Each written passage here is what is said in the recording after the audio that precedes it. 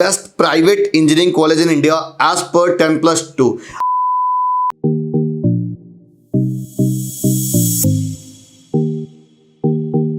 Hello everyone. तो यार अभी बहुत सारी क्वेरीज 10+2 वाले कैंडिडेट्स की आ रही हैं जिन्होंने अभी 10+2 जस्ट अपियरिंग में थे, उनका रिजल्ट आया हुआ है। तो जब से रिजल्ट आया है सबसे ज़्यादा क्वेरीज 10+2 वाले कैंडिडेट की है, बिकॉज 10+2 में जिसकी स्कोरिंग अच्छी आई है उनका जेई के स्कोर बहुत ज़्यादा अच्छा नहीं है। और राइट नाउ भी अपने नॉर्थ इंडिया में जेपी और थापर की दो की पैरेलल काउंसलिंग गोइंग ऑन है 10+2 के बिहाफ पर। दोनों के काउंसलिंग प्रोसेस पर भी हम लोग बात कर चुके हैं, लेकिन उसके बाद भी कंक्लूजन ये फंस रहा है कि कौन जेपी जाएगा, कौन थापर जाएगा और कौन बाकी के कॉलेज में जा सकता है, या और कॉलेजेस कौन कौन से जिसको जो मेरे को अप्रोच करना चाहिए या जिसको लेकर हमको प्लान करना चाहिए। लो बजट वालों की भी बात करेंगे, जिनका एट एन एवरेज बजट है उसको भी लेकर चीज़ें सारी कवर अप करेंगे। वीडियो को एंड तक देखना, बिकॉज 10+2 के बिहाफ पर बहुत सारे कॉलेज यूनिवर्सिटी में आपको स्कॉलरशिप भी ऑफर हो रही है। तो स्कॉलरशिप को आपको किस तरह से यूटिलाइज करना है, स्कॉलरशिप दे तो रहे हैं बहुत सारे कॉलेज यूनिवर्सिटी, उनमें से बेटर वन कौन सा है, आपके लिए बेस्ट कौन सा है, तो उसके लिए आपको अपनी प्रोफाइलिंग की थोड़ी सी हेल्प लेनी पड़ेगी। तो वीडियो को कंप्लीट एंड तक देखना ताकि आपको सारी चीजें क्लियर हो पाए। तो चलिए शुरू करते हैं। सबसे पहले हम बात करेंगे best private engineering college in India as per 10+2। अब यार साउथ इंडिया में जितने भी एडमिशन अभी चल रहे हैं उनका प्रॉपर कोई ना कोई एंट्रेंस एग्जाम हुआ है, उसके बिहाफ पर प्रोसेसिंग हो रही है। लेकिन 10+2 के बिहाफ पर अभी जो रिसेंट में अभी जो चीज़ें हैं उसको हम कवर करेंगे, जिसमें कि 10+2 के बिहाफ पर स्कॉलरशिप मिल रहा है। अब हमको कॉलेज कैसे डिसाइड करना चाहिए, या अगर आपकी सिचुएशन पर मैं होता तो मैं कैसे करता, कहीं ना कहीं फीस चेकआउट करता कि कॉलेज में आप कितनी फीस इन्वेस्टमेंट कर रहे हैं, उसके साथ साथ कॉलेज स्टेटस क्या है, प्लेसमेंट क्या है, आपको एक्सपोजर वहाँ पर कितना मिलने वाला है, ये सारी चीज़ें हम यहाँ पर देखेंगे। और उसी के बिहाफ पर हमने सारे पॉइंट्स यहाँ पर नोट डाउन किए हुए हैं। एकेडमिक प्रोफाइल क्या है आपका, आपने क्या 10th में स्कोर कर रखा है, क्या 10 जेई में कर रखा है, दोनों के बिहाफ में से आपको बेस्ट वन में से किस में अप्लाई करना चाहिए। लेकिन यहाँ पर हम सिर्फ बात करेंगे 10+2 की। बजट आपका कितना है, अल्टीमेटली आप कॉलेज कोई भी देख लो, वीआईटी कैटेगरी 5 हो गया, मणिपाल हो गया, आरवी कॉलेज भी आप मैनेजमेंट कोटे के लिए थिंक आउट करते हो। बहुत सारे लोग बच्चे हैं कि सर्च करते हैं, लेकिन एडमिशन लेना बहुत complicated because reason of that, क्योंकि वहाँ का बजट जो है वो बहुत ज़्यादा है। तो उन सारी चीज़ों को यहाँ पर मैंने मिनिमाइज किया हुआ है कि बेस्ट वन ऑप्शन आपके लिए कौन होगा। प्लेसमेंट को भी यहाँ पर मैंने रखा हुआ है। कॉलेज के साथ साथ हम यहाँ पर एक तरह से कट ऑफ कवर अप करेंगे, कॉलेज का नेम और उसके साथ साथ उसकी क्या प्लेसमेंट रहेगी, क्या कट ऑफ जाएगी और क्या फीस स्ट्रक्चर आप कॉलेज को पे करने वाले हो। अल्टीमेटली नंबर 1 पे हमारा थापर यूनिवर्सिटी पटियाला। अब जो लोग यार पंजाब से हैं, बेसिकली हम CSIT को लेकर यहाँ पर बात करेंगे। जो पंजाब से हैं 96 के अबव है तो CSIT को लेकर कोई दिक्कत नहीं है, वहाँ पर कहीं ना कहीं लास्ट तक अलॉटमेंट हमको देखने को मिल सकती है। साथ साथ आपका अदर स्टेट से हो अगर आप तो 97 के राउंड अगर आपका होगा तो बहुत अच्छा है, अदरवाइज 96.5 तक भी मिलने की प्रोबेबिलिटी बन सकती है, चांसेस हैं। आप बिल्कुल ट्राई करो, आप EC ब्रांच को भी ऑप्शन रख सकते हो। पटियाला वाला, पटियाला के जो ऑफ कैंपस है डेराबेसी में, उस वहाँ पर COE ब्रांच है, आप उसके लिए भी ऑप्शन रख सकते हो। अदरवाइज आप यहाँ पर एक EC, मतलब कि जब आप चॉइस फिलिंग वगैरह करो तो मैक्सिमम आपका होना चाहिए, मिनिमम चॉइस फिलिंग ऑप्शन नहीं रखना है आप सभी को। सेकंड नंबर पे हमारा कॉलेज आता है JIIT नोएडा। यार इसके बारे में भी काउंसलिंग प्रोसेस चल रहा था, बहुत सारे कंफ्यूजन और डाउट्स आ रहा था, तो इस पर बहुत सारे डाउट्स कंफ्यूजन जो भी थी क्वेरीज मैंने 1-2 लाइव सेशन में कवर अप कर दिया है, कुछ वीडियोस मैंने बना रखे हैं।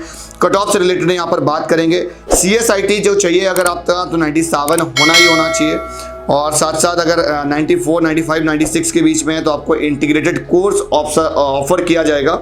अब जो 96 वाले हैं, 96 वाले को हो सकता है EC ऑफर कर दे 128 में, 128 में EC ऑफर कर दे, हो सकता है मेन कैंपस में भी EC ऑफर कर दे।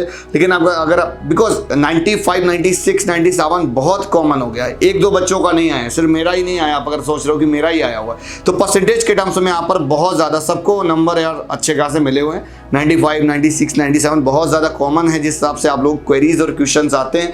मैंने वहाँ से डेटा का एनालिसिस जो किया हुआ है, मेजॉरिटी ऑफ कैंडिडेट के 95 के अबव हैं, तो कहीं ना कहीं कट ऑफ में कंपटीशन देखने को मिलेगा। EC आपको 93 तक मिल सकता है। ये मैं मेन कैंपस को लेकर बात कर रहा हूँ, और जो अदर कैंपस है 128 वाले में आप बस 2-2 परसेंटाइल अगर कम करेंगे तो थोड़ा थोड़ा एक्सटेंशन देखने को मिल जाएगा। मेन कैंपस में आपको ज़्यादा सीट अलॉटिंग इसलिए होगी क्योंकि CS के साथ में इंटीग्रेटेड कोर्स और EC के साथ में इंटीग्रेटेड कोर्स का ऑप्शन यहाँ पर अवेलेबल है। उसके साथ साथ अगर मैं बात करूं कि यहाँ पर उस दूसरे वाले कैंपस में आईटी ब्रांच नहीं है, सीएस और ईसी है, तो वहाँ पर सीट इंटेक भी कम है, मेन कैंपस में सीट इंटेक ज़्यादा है, तो मिलने की प्रोबेबिलिटी यहाँ पर ज़्यादा होगी। अब थोड़ा सा हम फीस को लेकर बात करेंगे। थापर का 4 लाख पर ईयर फीस है।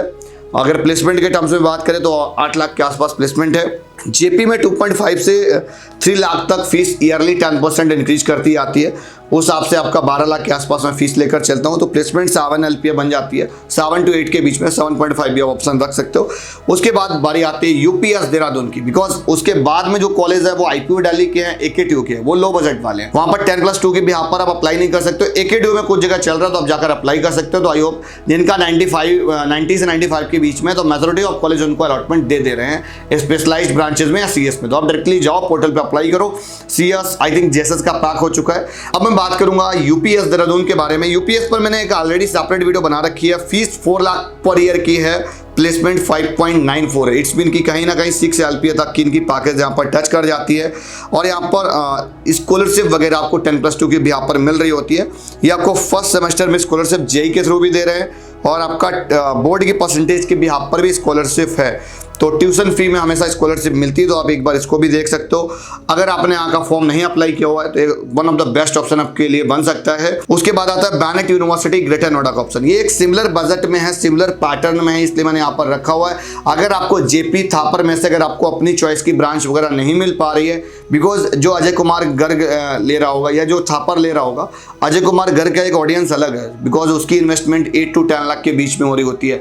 जो थापर का है तो थापर का 20 से 22 लाख की इन्वेस्टमेंट पे वो बच्चा जा रहा होता है। तो उसके लिए यूपीएस या तो बैनेट, ये सिमिलर इन्वेस्टमेंट पे ऑप्शन है आपके पास में। मैं डायरेक्टली आपको बात इसलिए कर रहा हूँ क्योंकि कहीं ना कहीं आरओआई बहुत ज्यादा मैटर करती है पेरेंट प्रोस्पेक्टिव से और मेरे प्रोस्पेक्टिव से भी। Fees structure 3.5 lakh per year है और एवरेज प्लेसमेंट 5 to 5.5 के बीच में है।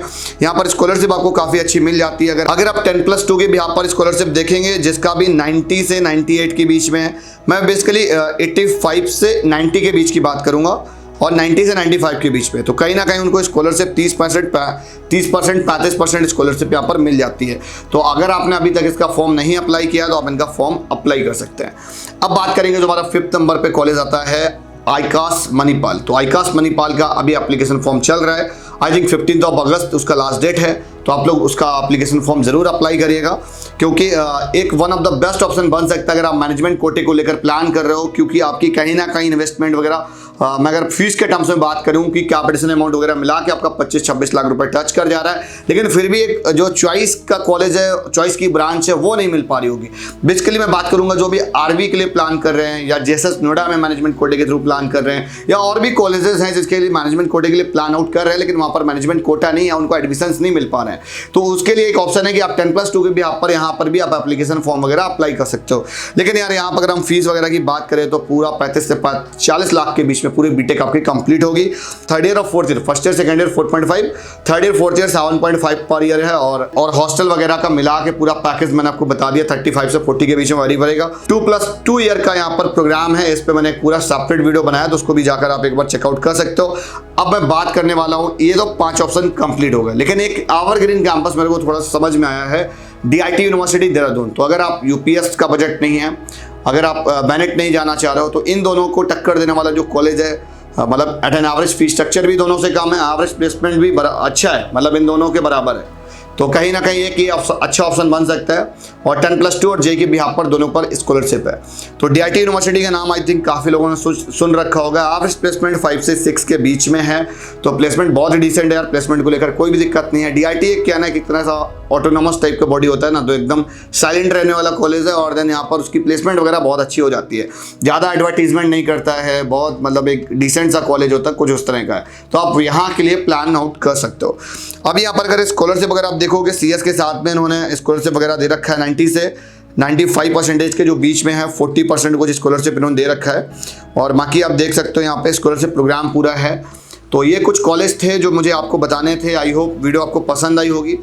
तो इनमें से अगर आपको कुछ भी डाउट क्वेरीज उसके बियॉन्ड भी आ रहा है कि अभी तक मेरे को समझ में नहीं आ रहा कौन से कॉलेज यूनिवर्सिटी में अप्लाई करूं, जिनका बजट 8 से 10 लाख के बीच में है या 10 से 12 के बीच में है, उनके लिए मैं बोलूंगा AKTU का कॉलेज में आप अप्लाई करो। उस पर मैं ऑलरेडी कंटिन्यूअस सीरीज रन कर रहा हूँ। वीडियो आज की यहीं तक, और इसी तरीके से वीडियोज पाने के लिए चैनल को सब्सक्राइब करो। वीडियो पसंद आई तो लाइक करिएगा, कुछ डाउट क्वेरीज हैं तो कमेंट सेक्शन में बताओ। और 10+2 के बिहाफ पर मैक्सिमम स्कॉलरशिप जहां पर मिले आपको वहीं पर जाना, लेकिन कॉलेज स्टैंडर्ड भी बहुत ज़्यादा मैटर करता है। कॉलेज भी अच्छा हो, स्कॉलरशिप भी आप अच्छी ग्रैब कर पा रहे हो, एक प्रॉपर आप अपनी प्रोफाइलिंग के बिहाफ पर आप काउंसलिंग कर पा रहे होगे तो एक बहुत अच्छा ऑप्शन रहेगा आपके लिए। मिलता हूँ नेक्स्ट वीडियो में, तब तक के लिए बाय बाय।